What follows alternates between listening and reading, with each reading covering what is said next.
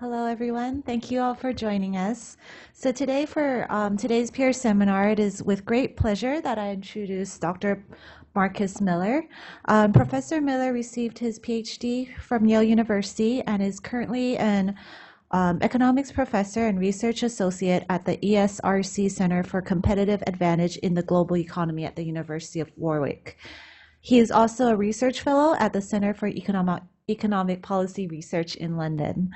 Prior to his current appointment, other academic positions include stints at the London School of Economics and Manchester University, with visiting positions at the Chicago University Business School and Princeton University. He also worked as an economist and also spent time as a Hublin Norman Fellow at the Bank of England. Professor Miller's current research interests involve topics such as endogenous financial crises, sovereign debt restructuring, fiscal consolidations in Europe, and labor discipline versus long-run growth in Russia. So today we are very fortunate to have him here to give us a talk on a very intriguing topic titled The Blind Monks and the Elephant, Contrasting Narratives of Financial Crisis. So without further ado, please join me in welcoming Dr. Marcus Miller.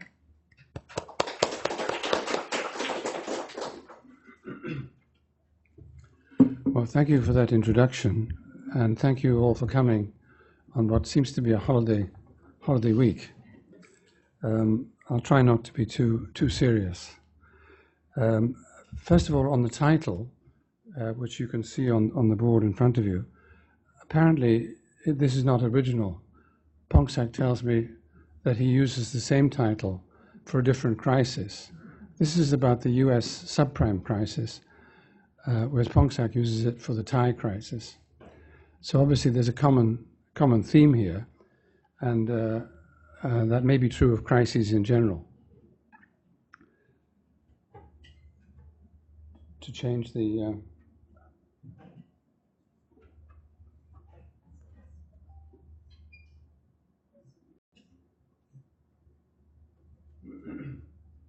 well, as the first slide indicates, we've got quite a lot of material to get through in 45 minutes, but I am happy to take questions as we go along, because there's 15 minutes at the end, but we can always use some of those moments, especially if there's some issues of clarification. Can you all hear me at the back? Okay? Thank you. Well, the story you're about to hear is about regulators in Basel who get captured. It's about investment banks who use the Basel value at risk regulatory measure, but nevertheless they generate massive externalities despite obeying the rules of the game. It's about credit rating agencies who misrate and missell. And the result is a financial system that's potentially catastrophic. And you may say, well, that's an interesting story. Where are the facts? And the answer is, in the law courts. These guys have been taken to court and found guilty. And in the paper and on the slides, I'll show you some of the fines that they've had to pay. They're colossal fines. So I believe it's not just a story, there's some legal evidence. Are there any lawyers in the room? No? In Italy, everyone has to do law before they do economics. Not in Thailand, no. Nor in England. Also, there's a hint of the possible consequence of this crisis. It has 5 letters, T-R-U-M-P, Trump. Now, this is the literature which I will not discuss, but I just want to wave my hands to indicate what's in front of you. We could think of things in this area as being divided between sorry, I'm not doing very well. I'm going for pointing. Thank you. Oops. Sorry.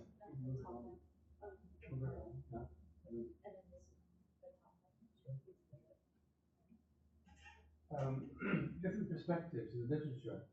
On one hand, we have general equilibrium. On the other hand, we have partial equilibrium. The general equilibrium, there are papers, in particular by Giannakopoulos in particular by Giannakopoulos and Fostel, which use a general equilibrium model in which you have differences of belief, but you have no financial institutions, just households who are either optimistic or pessimistic. So it's a fascinating story, but I think it's only a story. There's no banks, no financial intermediation, no Basel. So while I respect general equilibrium, we all have to study general equilibrium, Arrow, De Breuer, etc., etc. I don't think it's actually the way to get in to the heart of this problem. So the alternative, as you can see here, is partial equilibrium. And there, of course, we look at the institutions, at banks in particular, financial intermediaries. And typically we look at the difference between liquidity problems, that's shocks to the liability side of your balance sheet, or solvency problems, which are shocks to the asset side of the balance sheet. Somewhere in the middle is a very important field, which I do not actually know much about because I don't believe in it, called DSGE. I'm sure you all know what that means, dynamic stochastic general equilibrium. And there's a lot of work now on what they call financial frictions. And as you know, the problem is this model, the DSGE model, had no financial sector at all. Why not? It was assumed to be perfect. That was the first thing. The second thing was the financial crisis. So now ex post, people are trying to put finance into the model. Well, I'll leave them to do that and get on to the next slide. So the focus of our talk today is on partial equilibrium, and I'll look at three different stories. I've mentioned them briefly already. One is the issue of insolvency, that's to say problems of the assets on the balance sheet of the financial intermediaries falling in value. The second is the insolvency that may be caused by, there's two different stories for insolvency. One is a problem that affects the banks from outside. They all do something. And what happens is, as a result, it changes the price of the assets on their balance sheet. It's actually an externality. So you can't blame any one bank for causing an externality. The other idea is something that each bank does. It can go to a rating agency and say, look, I've got this stuff on my balance sheet. It's actually subprime. How do you rate it? By the way, I pay a very good fee. I pay a handsome fee. So the rating comes back as AAA, triple A, the best assets in the land. So what happens is you can get your assets misrated. And this could cause a problem if the truth comes out that in fact these things are not AAA. Third story is the story which I'm sure you're all familiar with, which is one of illiquidity. That's to say, the people who have their money in the bank, for some reason, take their money out, because the bank gives the guarantee that when you want your money out, you're allowed to have it. So the most familiar model of that is Diamond and Dybvig. I'm sure you're all familiar in a central bank with Diamond and Dybvig. I'm sure you have to learn it by heart before they let you in the front door. So having said that, so that's the agenda, to look at these three different models. And I'll just give you a quick preview, just in case time runs out and Pim stops me speaking. The first thing is oops, I'm not doing very well with this. I have a pointer here. Yeah. So let's think of these two problems I mentioned. Illiquidity, which is to do with problems on the liability side. Maybe the customers are going to pull the money out. Insolvency, that's to do with problems on the asset side of the balance sheet. And the story which we just mentioned by Diamond and Dybvig in 1983, I think it was 1983, they had a story of creditor panic. There's a story I heard once that in Hong Kong, a London bus, big red buses, broke down outside a bank, and this caused a traffic jam. And people were getting in and out of the bus, and so on and so on. And a lot of other people thought something's wrong with the bank, not the bus, but the bank. So usually they went into the bank and started pulling their money out. So that's the kind of problem of creditor coordination that you might get in Hong Kong if you use London buses. So that's the story of Diamond and Dybvig. You get some such problem, and of course it can lead, even though it's only a liquidity problem, there's nothing wrong with the bank, it was the bus. Nevertheless, if everyone starts pulling their money out, and if the assets of the bank are loans, illiquid loans, if you start trying to get those money back in a hurry, then this may reduce the value of the loan, and you get an insolvency problem. So illiquidity leads to insolvency. There is a story we'll come to a little bit later, which was told about the subprime crisis by Gorton. And he said there was a panic because there was a rumor that AAA subprime assets were not very good. Now, he says that wasn't true, and this caused a panic. That's an interesting story. Trouble is, I think it was true. So I don't think it's a story of irrational panic. I think it's a story of common sense. So before I move this one on, any questions? That was a quick review, ladies and gentlemen. Diamond Dybvig in 2 minutes. Any questions? Actually, I went to a conference in France in honor of this paper. And funnily enough, 30 years on, it was 2013, and the discussant couldn't come. Like in Thailand, the traffic was too bad. And so they appointed another discussant. His name was Douglas Diamond. So I was sitting there preparing my notes, and the person beside me was preparing his comments. It was Mr. Diamond himself. Right, next slide, please. Here's another perspective. And this is really what we're going to talk about in essence of the discussion today. That is, again, we have the illiquidity issue and the insolvency issue. This time, the problem is going to be on the other side of the balance sheet. It's going to be the assets of the bank itself that are the problem. Not the customers pulling their money out, but the assets themselves, for some reason, not being good. I mentioned there were two different reasons. One of them is that there could be a shock to the financial system. For example, the word could go out that all American assets are worth less today than they were 3 weeks ago because Mr. Trump is going to fight a trade war against China. That's pretty bad news for many banks. That could be the kind of shock. Now, if that happens, what may then take place is that people start selling the assets. If they start selling the assets as an individual bank, that's okay. But if they all sell the assets at the same time, then the price could fall. And if you look at the balance sheet of the bank, you find there's a problem. We look at that kind of issue, and it essentially involves an externality. Because each bank thinks that I can sell my asset without changing the price. I'm only just one bank. But if they all do it, if it's a common shock, it generates a price effect. And that price effect can generate a solvency problem. And these kinds of externalities are referred to as, we'll come to the title in a minute, pecuniary externalities, because they involve the price of the asset on the balance sheet. So that's one story we're going to tell. And the second story is one of cheating, which I've referred to already.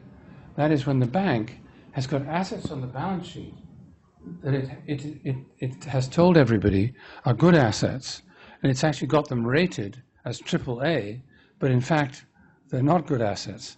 They're triple Z, ZZZ.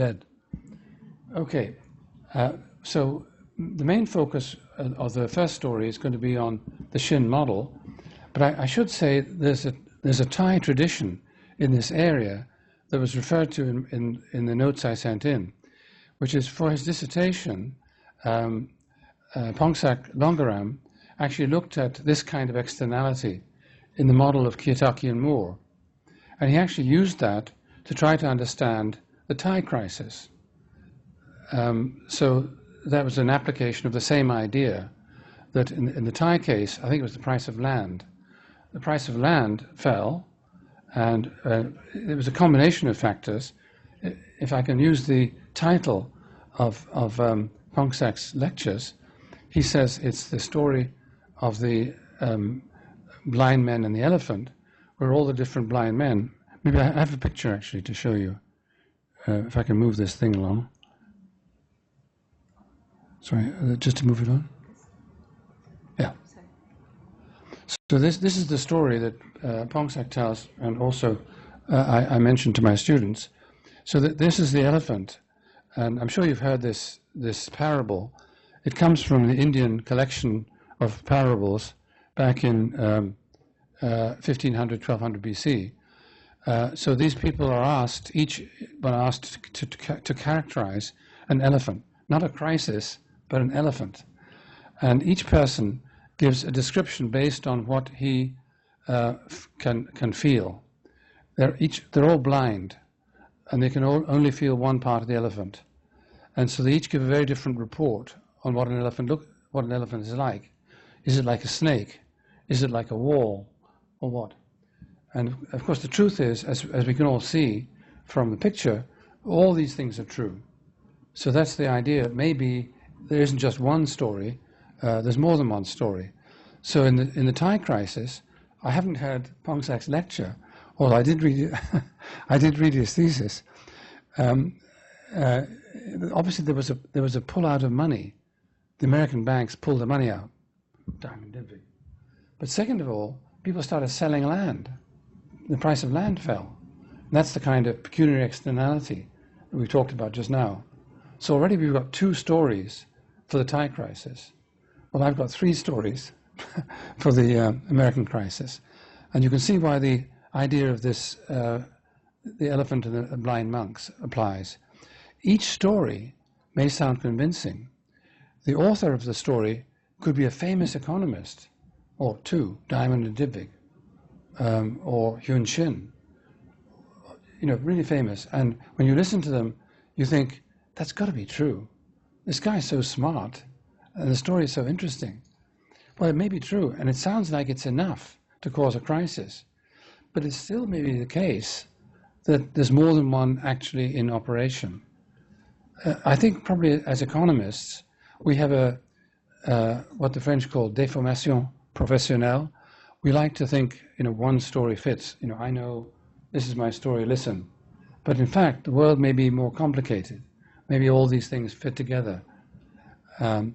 We sent this paper, by the way, I forgot to say, is the paper I'm presenting, is one of the co-authors is sitting quietly over there.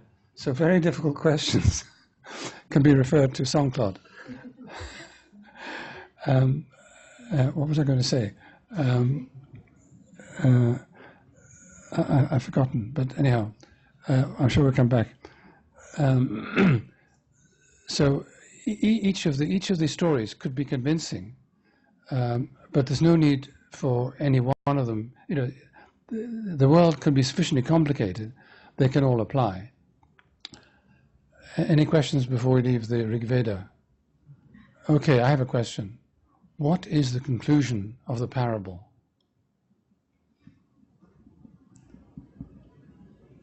It does come to a conclusion. It doesn't specifically mention financial crises, but it does have a conclusion.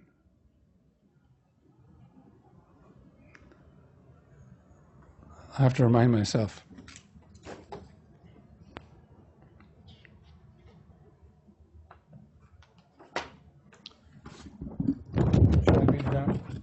The conclusion of this parable is reality is one, though wise men speak of it variously.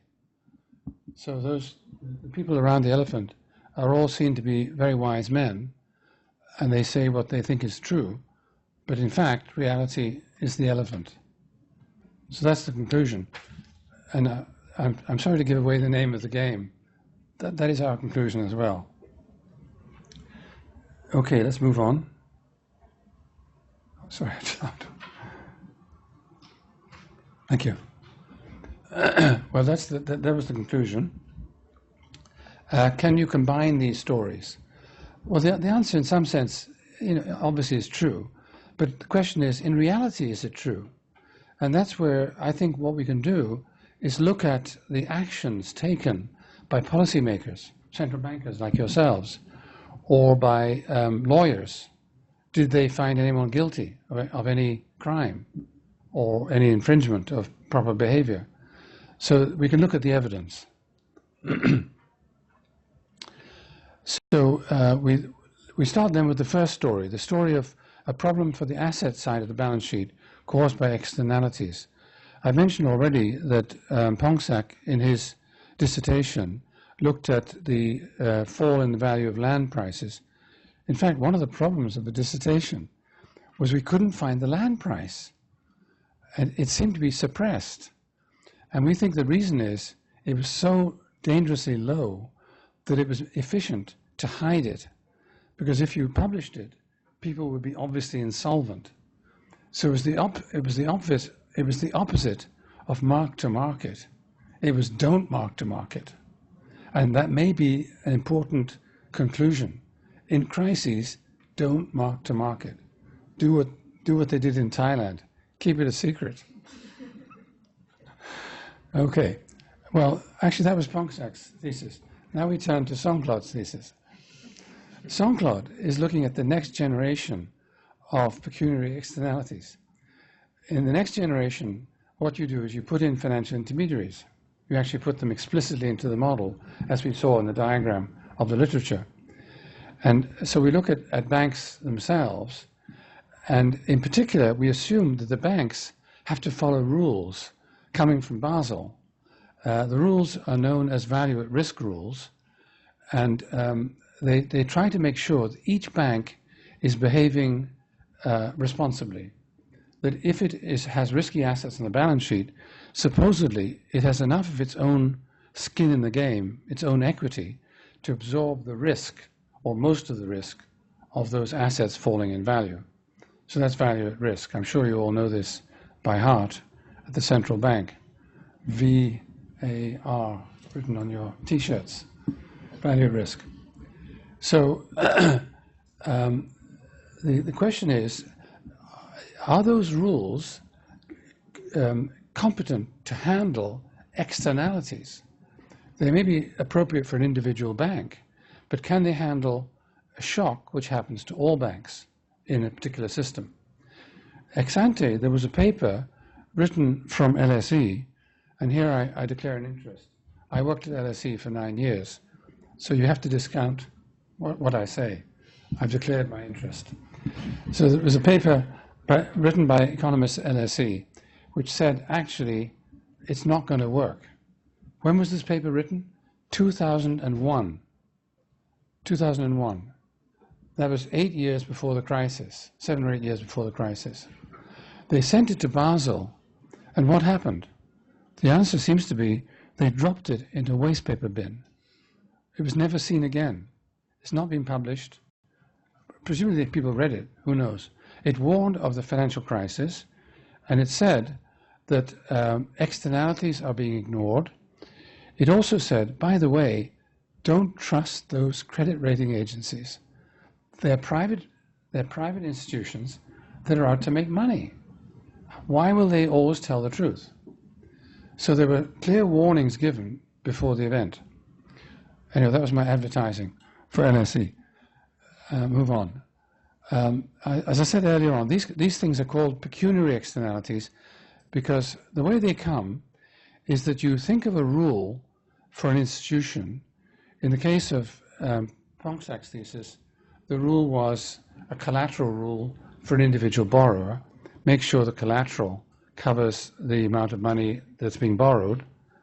In the case of Songklod's thesis, the rule is that the value at risk rule for a financial institution, and you imply that to all the agents. They all have to follow this rule. Then the problem comes, what if there's a macroeconomic shock? That's a shock that hits all the agents. In the case of Thailand, say American banks pulling their money out. In the case of subprime, the truth about the assets becoming revealed. Then what happens is that all the agents act together. They're coordinated. Why? Because the shock is a common shock, and the rule applies to everybody. So that coordinates all the agents. They all act together. What do? Sell. What happens if you all sell? The price goes down. What happens to your balance sheet? The answer is, it goes to hell. I'm not sure in Buddhist religion whether there is a hell. In Catholic religion, very important. Hell is where you go if you don't follow the rules. So that's the way this thing works.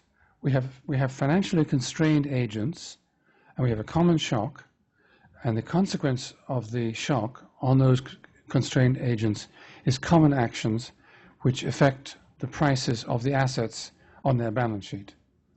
And it's an externality because each agent thinks, I'm not changing any prices, I'm just being a good banker following the value of risk rule.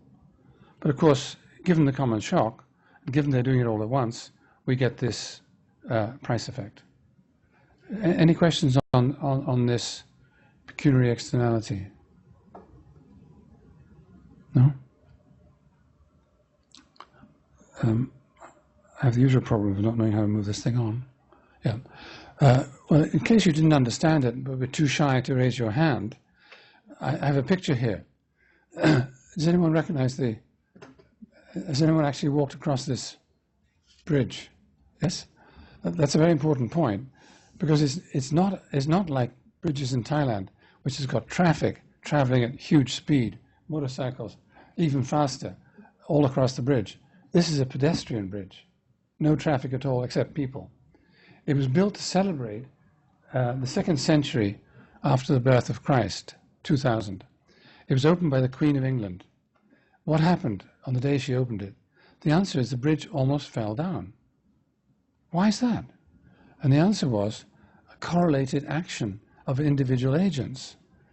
So this is Shin's example of what we've just been talking about. And what he says happened, and we have a diagram. It wouldn't be economics unless there was a diagram. Unfortunately, I can't move this thing on. Thank you. What happened, apparently, was there was a gust of wind. A gust of wind hit the bridge, and the bridge started moving as a gust of wind. So all these pedestrians were happily walking across this newly opened bridge. It threw them into step, because the gust was a common shock. Now the designers, they were very good engineers, they had figured that everyone doesn't normally walk in step. This is not the army. This is pedestrians, tourists, as I'm sure you were at the time, bankers walking to the Bank of England. This is very near the Bank of England. So it seemed a reasonable assumption that as they go to work in the morning, they're on their mobile phones, just walking along, not coordinating. But as soon as the gust of winds hits the bridge, they're coordinated. And so the bridge begins, they adjust their movement. The trouble is, as they adjust their movement, that gives the bridge a push. And that means that it can become even more coordinated. And the thing can set up a sort of internal dynamic. And this is what Shin believes is the story of the Millennium Bridge. And the bridge began to sway very dangerously. They had to close it down and restructure the bridge. I guess we'd call it macroprudential stabilization. But they didn't have the word at that time. So that's the story of the bridge. Any questions about the bridge? So it's safe to go across now. They have stabilized it by now. The question is, have they stabilized the banking system? Now, this thing is refusing to move now. Oh, thank you. Well, there is a model which, how much time have I used and how much time is left, please? We have about half an hour. Have you used half an hour? Mm-hmm. I've got half an hour. Yes. You've used half an hour. And then I'm using a lot of time, so let's speed on. That gives me a good excuse not to spend too much time on the equations. But the idea is we've got two risky assets, a safe asset, sort of money, and a risky asset, subprime assets. And we've got two groups of investors, either passive investors who use their own money investors, and we've got what Shin calls active investors. They're people who use other people's money. They borrow. And together they determine the price of...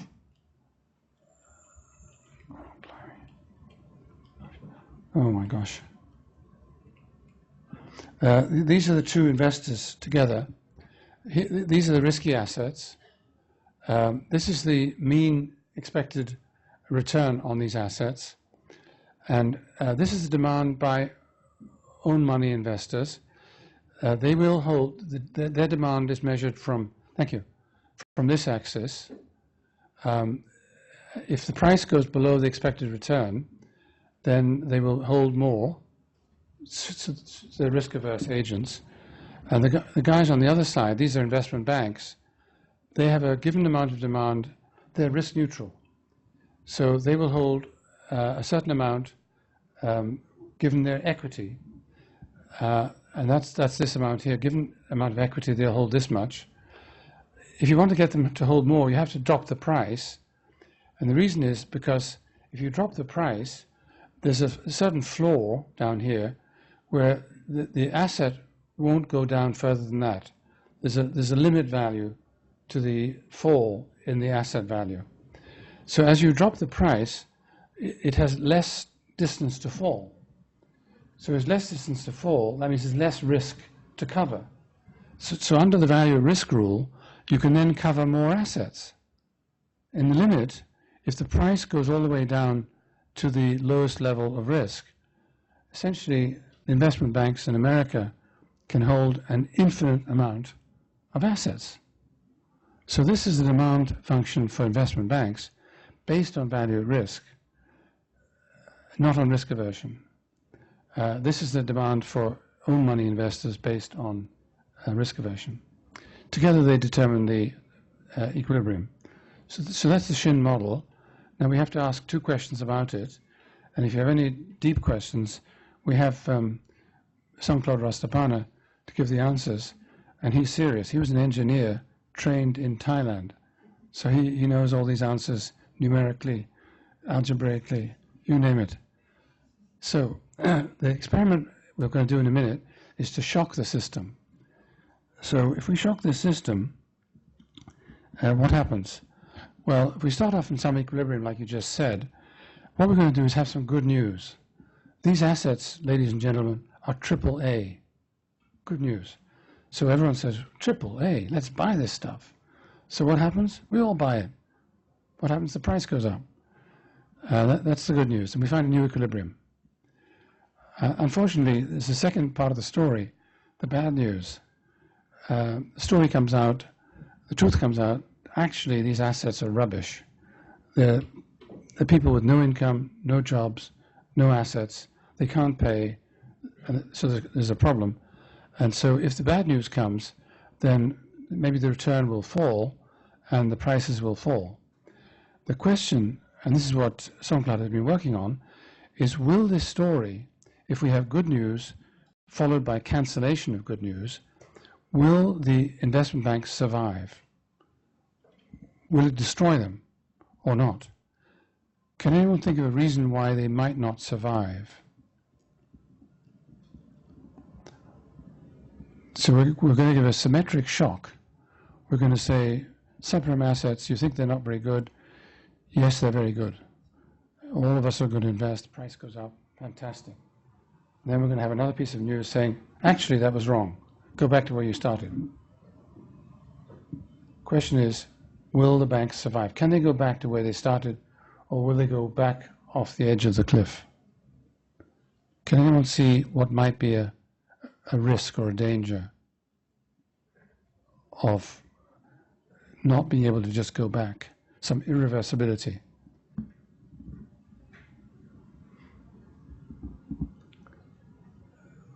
Well, the short answer, which is what he's been exploring in the dissertation, is the good news affects blimey, how do I get this thing to move back? Can you move back one slide? Yeah. The good news hits the investment banks. This is the holding of the investment banks. So when the good news comes, they're back here somewhere. But when the good news has already had its effect, what's going to happen is they're going to move into a bigger share of the market because they're highly leveraged, and they can move faster and quicker than ordinary individuals who don't have leverage. So after the good news, investment banks are going to occupy a large share of the market. Fine. Then when the bad news comes, these guys are already greatly expanded. So the bad news is going to hit balance sheets which are much bigger than the ones you first saw. So it gets multiplied. So the amplification effect that we just talked about, the effect of the good news on the balance sheets, will also apply to the shock. The shock will be bigger. And the question is, will it in fact destroy your equity? And the short answer comes in a diagram this is a diagram from Songclaud's computer.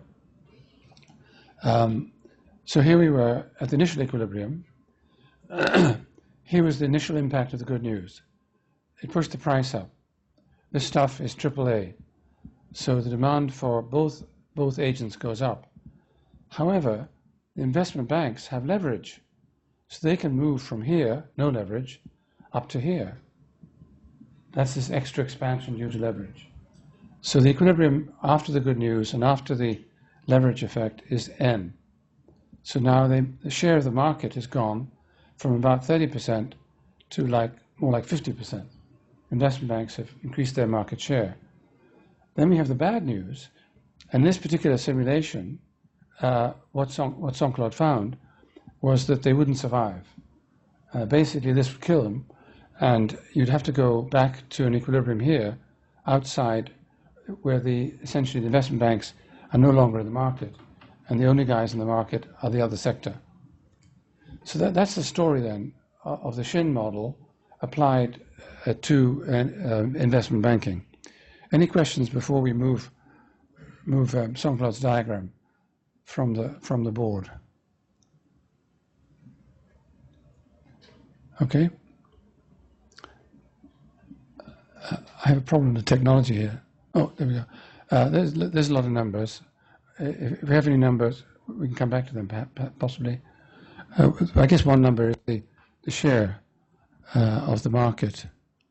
They began, as you can see here, the investment bank began 29%.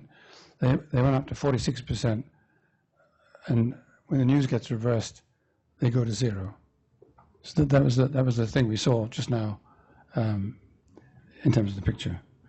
But if any other questions, Songclaud is on hand. He's got a computer in his pocket. He'll answer the questions.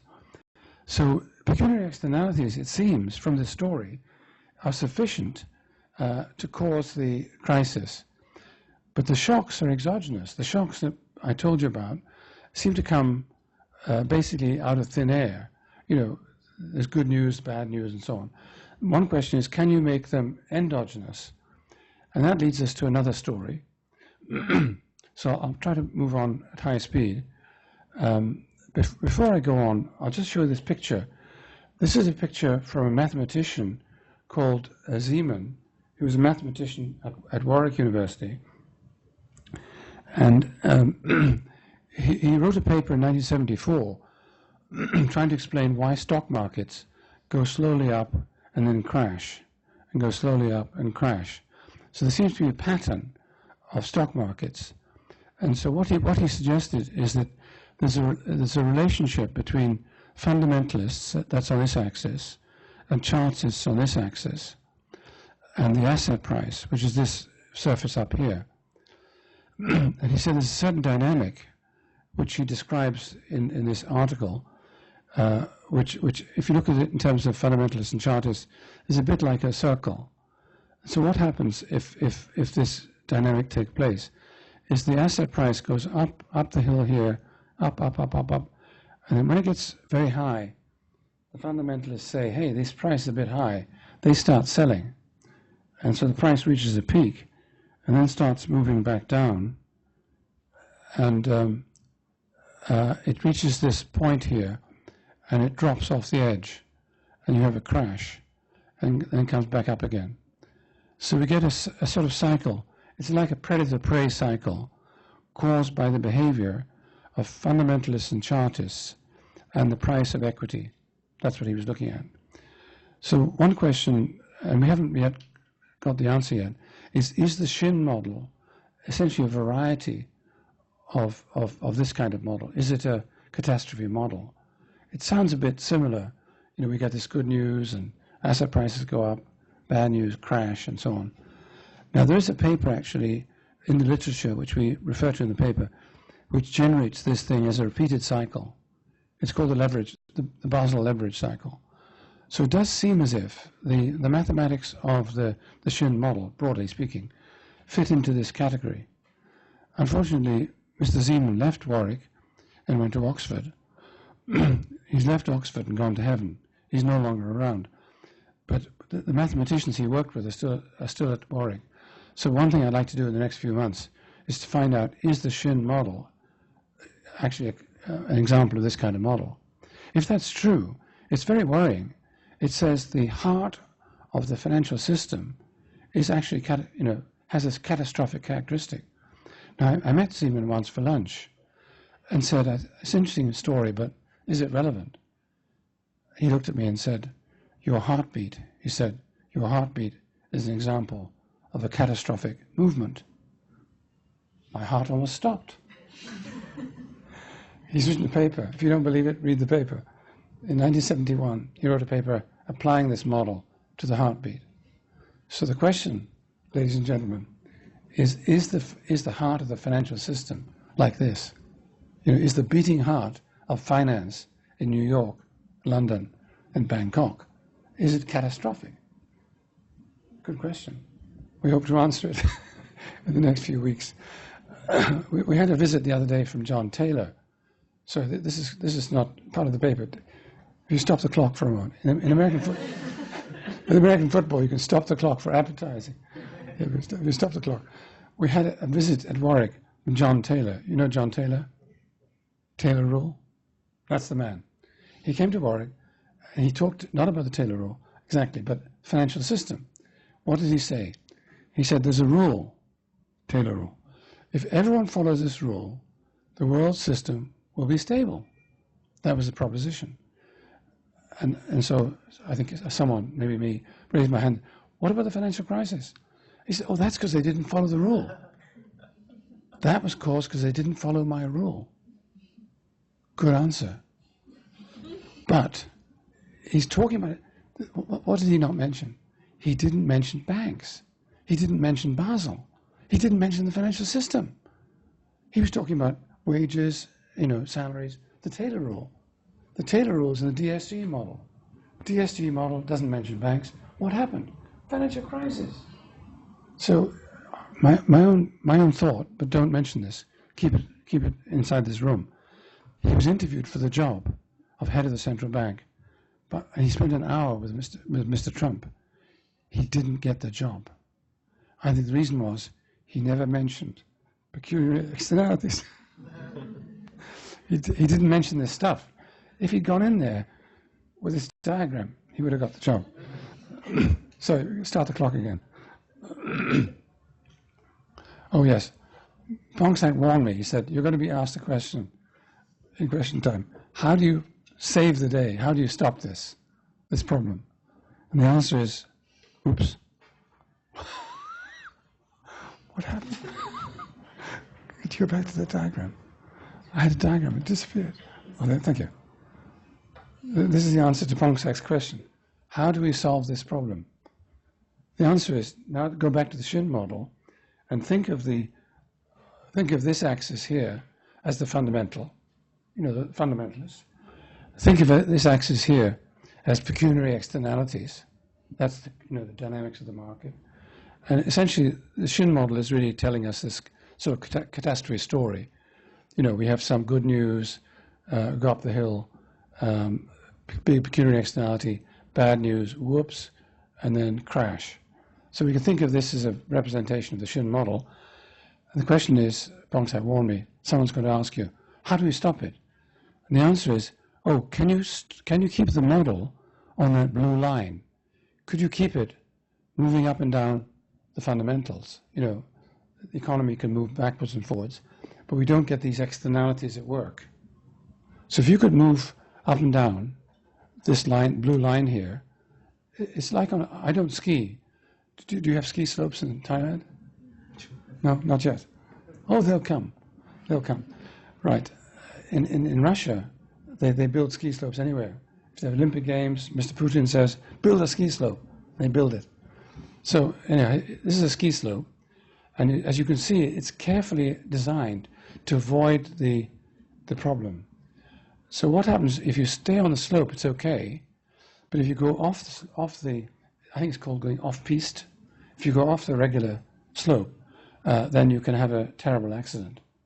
As you know, Schumacher, the driver, had that sort of problem. He went off-piste, and he had a terrible accident.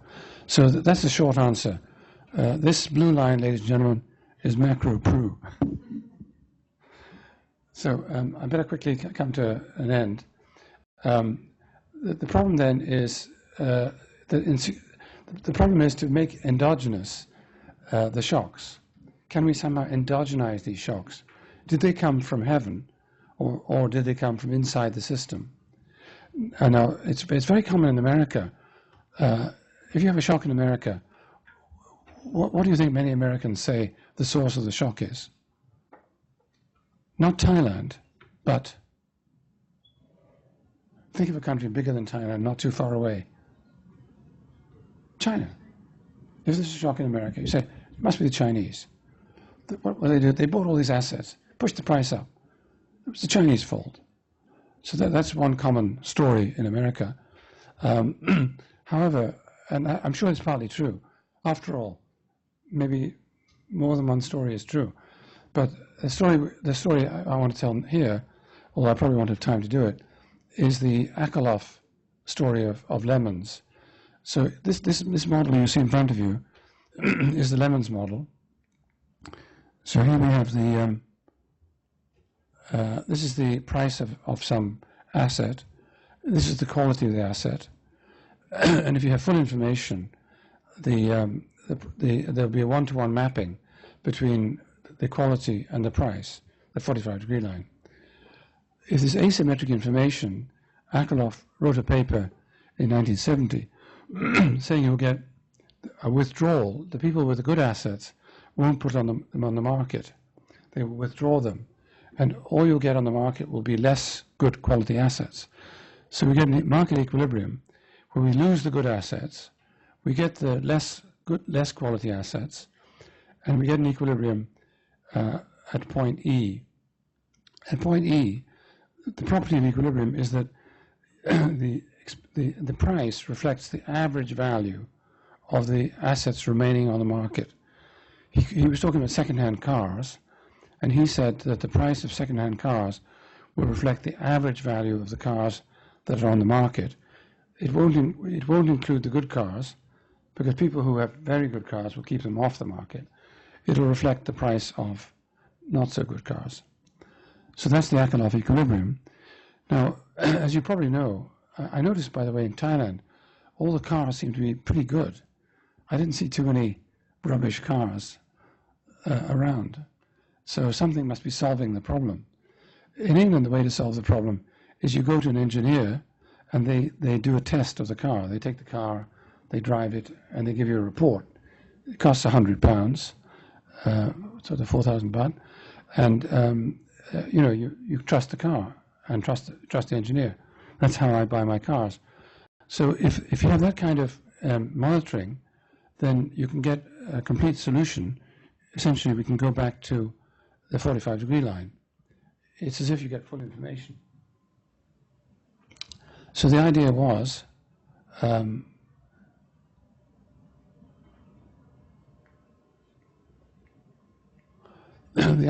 that if you have rating agencies, they will do the same thing for assets as the car engineers do for cars. They will give you a report that will tell you what this product is really worth, and you can then buy it and drive it with confidence. So, of course, in America, that's what the credit rating agencies were supposed to do. They were supposed to give you a rating which would tell you the truth. So if this was the range of quality, then you would get a rating and everyone would be happy. And as you know, the Basel rules essentially assigned them a very important position in terms of rating the asset quality in the American banking system. The problem is they cheated. And one way of thinking of this, and this is Songclaud's idea, is to draw this line here flatter. In other words, if this is the quality, then this is the and that's the true story. This is the fake story. So this is what they tell you when they fake the story. They say, this asset here, wow, AAA. And they basically exaggerate the quality of the assets. So as a result, people pay a very high price for the assets because they believe the story, and all the people selling these assets make a lot of money. The banks make the money, they pay the rating agencies. Well, that's fine. We get an equilibrium where these assets sell for a high price, everyone's happy, until they discover actually these assets are not worth that. So then what happens?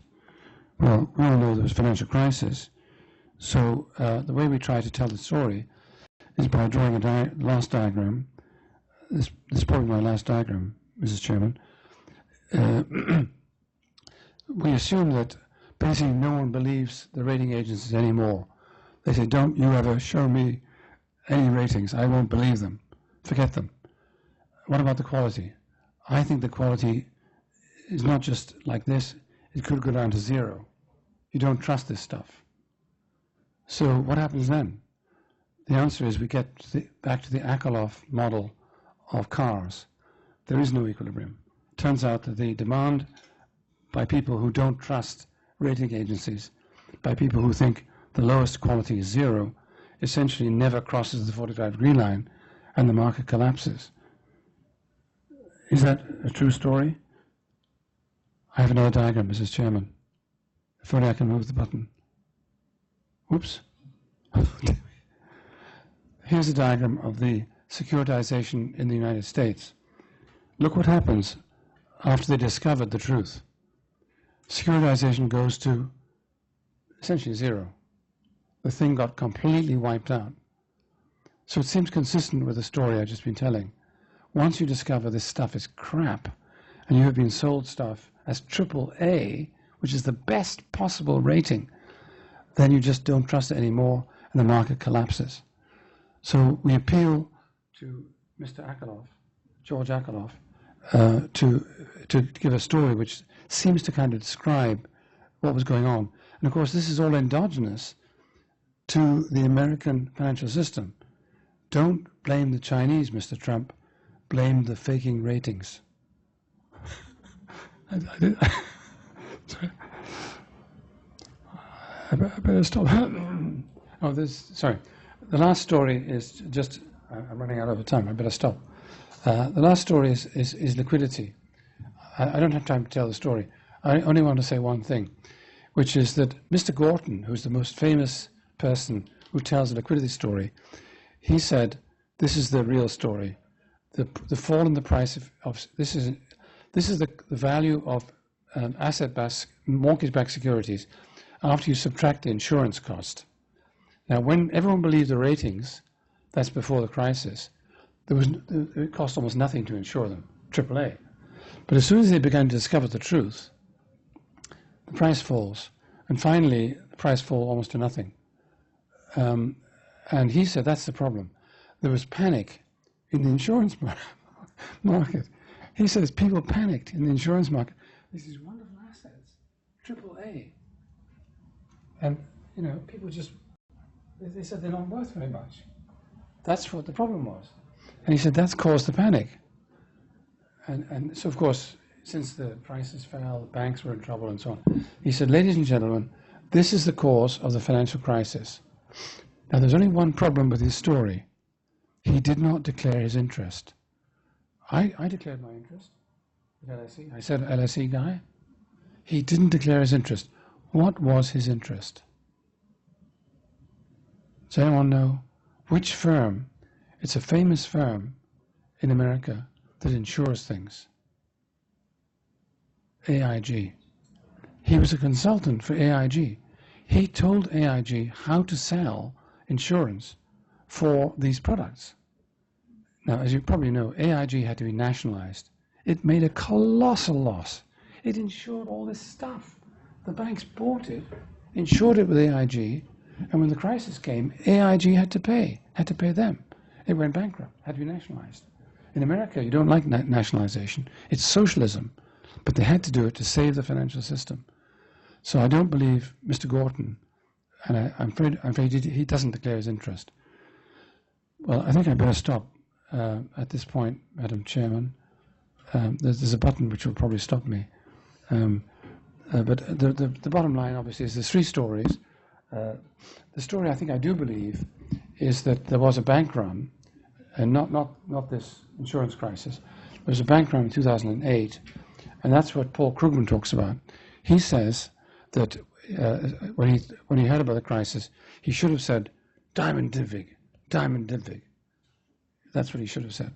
Well, I think I agree with Pongsak. It's not always just one story. You know, there was a Diamond Divvig crisis. There was also a kind of Shin-style liquidity crisis.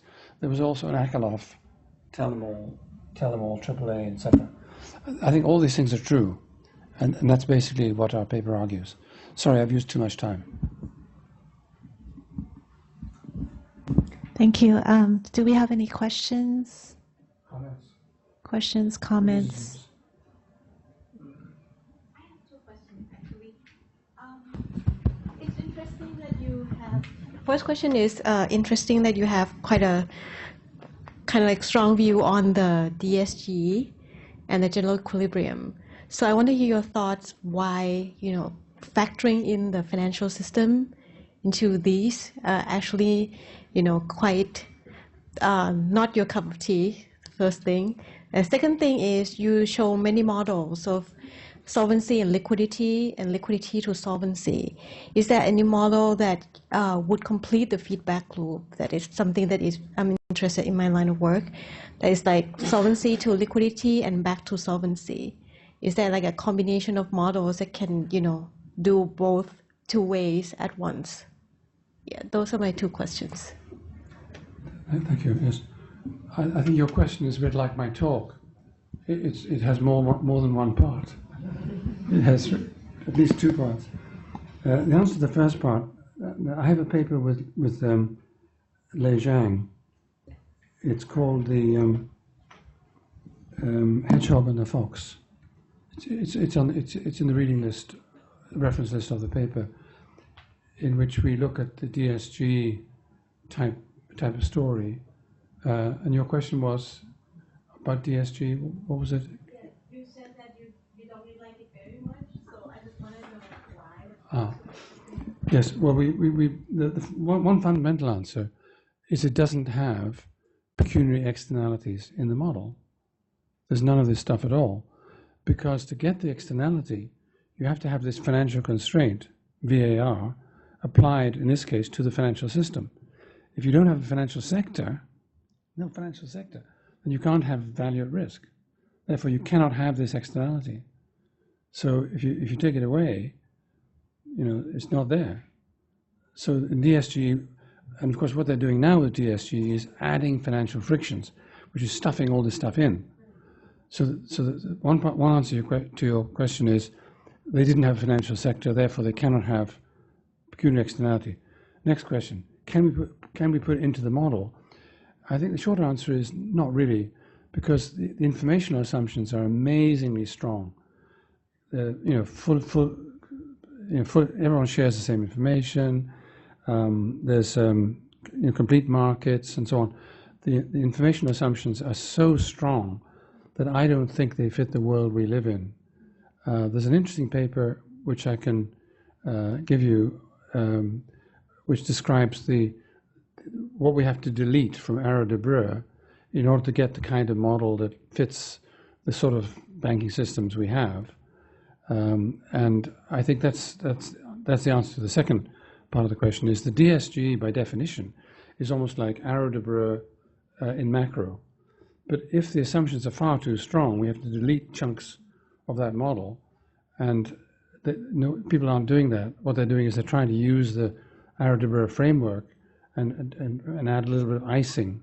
But I don't think it really works. There's a very good discussion of this in the Oxford Review of Economic Policy of January, February this year. Many people, including Stiglitz and others, discuss macroeconomics, and they discuss exactly the issue. The majority believe that you can have DSG with financial friction. So the majority vote would have gone in favor of doing that. The minority was Krugman, Stiglitz. About 2 or 3 people said, no. The second part of your question was? What was the second part? Yes. Well, in some ways, that really, I think, is the whole idea of the elephant. You know, the elephant is joined up. You know, we don't have a tusk here and a separation and a leg here. It is all joined up. So essentially, you know, one thing will cause the other. But in a sense, I think to try to build it is probably an offense to the gods. Because in some sense, you want to have a model that's smarter than everybody. No one saw this coming, or at least some people warned of one thing, some people warned the other. If you try to build a model with everything in it, it's as if your brain is able to understand everything about the world that most people didn't understand back in 2005. So I think it's almost like a kind of challenge you don't have to do. I think the best reference there is that book by Andrew Lowe called Adaptive Markets.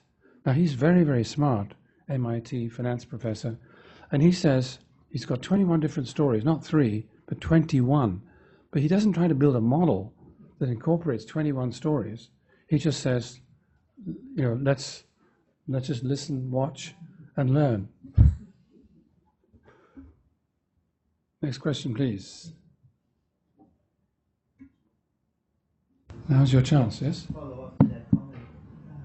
In terms of the economic profession, I mean, that issue of the Oxford Economic Policy review, the writers of those articles were actually all the mainstream gatekeepers before the crisis. So it's not surprising that they didn't actually change their mind. So how do you evaluate the evolution of economics in terms of this? Yes. Of the profession. Yes, it's a good point. The point has been made. I said if you look at the articles in this review, which I recommend, the Oxford Review of Economic Policy, January, February of this year, there's about 12 papers, and the balance is in favor of DSG plus financial friction. The point that's been made is this could be inertia. You take all the guys who did it before, and they don't change too much. So what does it really mean for the future? I think I go along with Andrew Lowe and other people like that, looking for a more behavioral approach.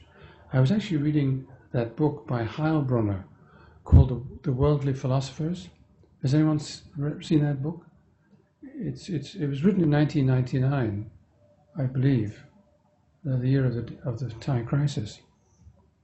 Anyhow, it's all about how ideas evolve in economics, and his description, for example, of the great crash, was how America thought it had found the solution to solve poverty, at least in America. You know, everyone was going to be rich, nothing could go wrong, and it looked like, you know, we'd found El Dorado, as they call it in Spanish. The Spanish thought when they went to Latin America, they had found gold. That was going to solve all the problems for Spain, not for Latin America, but for Spain. So human history is full of these stories of episodes where people think that you've solved all the problems, and the thing then blows up, and then you discover it's not true, and there's a tremendous crash. So I think this kind of this idea of excess enthusiasm, excess optimism for one story after another seems quite characteristic. And I feel it's probably a game, because the stories are never completely the same. You know, we have the Spanish discovering gold, we have the Dutch coming to Indonesia, we have the Americans discovering the stock market, and so on. Stories are different each time, and presumably the operators of the story have to tell a different story. You know, if you want to get money from the King of Spain, you have to go to the King or Queen of Spain, I think it's the Queen, and say, you know, over there, I can bring back so much gold. I can just dig it out and bring it back. They're all wearing gold in their ears, noses, amazing heads. I can bring it back and make you rich. So she gives you the money, and you go on a ship and you get the gold, or not, as the case may be. So each time the story has to be different. So I think it's a dynamics process of essentially telling different stories. The danger with financial intermediation is those guys are really smart, and they can tell really good stories, and they can pay really good fees to other people to help support their stories. So that's that story. What's the next one? So I feel there's some dynamic process of feeding a kind of optimistic storytelling, leading it to go too much and then crash. Maybe actually what's going on. And in order to understand that, you have to give up the idea of economics as a science, where we just all do what we're supposed to do and measure everything and write articles in the American Economic Review and Econometrica. We have to ask, what was the last story? Why do we believe it? What's the next story? Why should we reject it? How can we? And we have to look more, I think, inside ourselves. And this is what Andrew Lowe is saying. Andrew Lowe is a finance professor, and he believes in this behavioral approach. So that's my own feeling. I think we have to start looking more inside our own heads to understand where the next thing is coming from. Maybe it comes from all this fake news stuff. Maybe that'll be the next thing. Fake assets on a grand scale, sold by Chinese and Americans, British, Thais. I don't know. But I feel there's a rich account there, which will depend to a large extent on psychology. And there's a program in England now called Remodeling Macro. And one of the key directors, is actually a psychologist, a trained psychologist. So the idea of why do we behave what we do behave, and how does that enter the sort of thought processes. So it's a rather anti-science version. And at the end of his book, by Heilbronner, he says, be careful of people who come to you and say, I'm a scientist. Be careful of economists who come to you and say, I'm a scientist. They probably don't know the truth. Last question. Last question.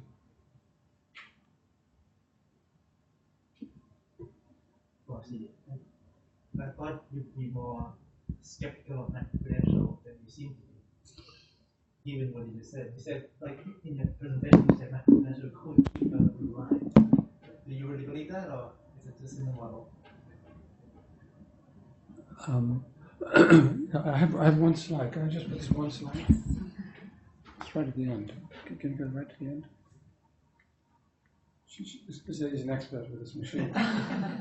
I think this deliberately made it difficult so that presenters can keep going right to the end.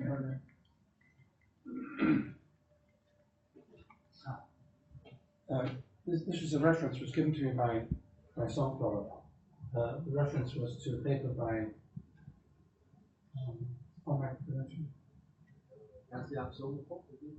Somokos and his friends.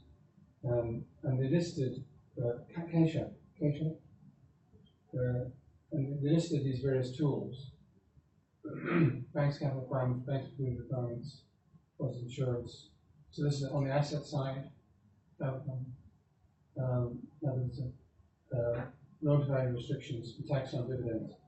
And I think in Shin's case, he proposed a tax where you take the capital gain, which is what allows the investment banks to expand, and you tax it, and you put it into a fund.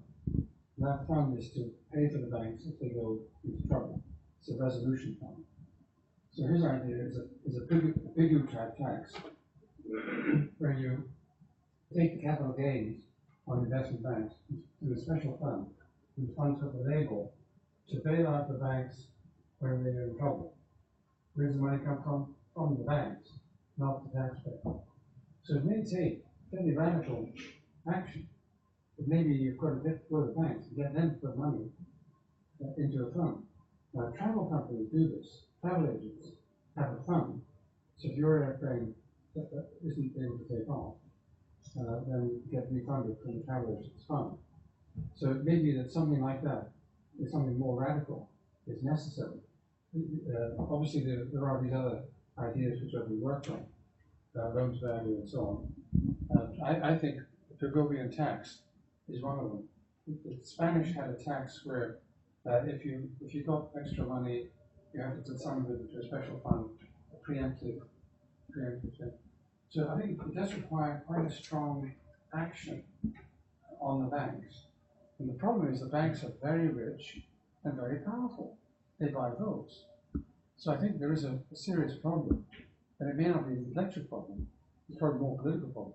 In England, City is one of the most powerful, interest groups in the land. And the same is true of Wall Street. And Trump seems to be in favor of Wall Street. So I would say the problems are, to quite a large extent, political. And one of the things is some of the taxes may be quite radical. Having to set up a fund where banks buy themselves out of trouble, not the taxpayer. Why they pay for AIG, they didn't pay for AIG, they collected the insurance. There's a famous case where I think Goldman Sachs got 100% insured in the middle of the crisis. So I think the problems are partly political.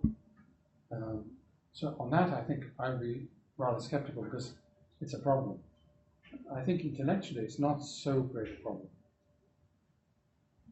So my answer is 2 parts. Okay. All right. Well, thank you very much for the very enjoyable lecture. And I think after your talk, it serves as a good reminder for all of us as economists that no one model or no one narrative can really explain such a complex economy that we're living in. So thank you very much.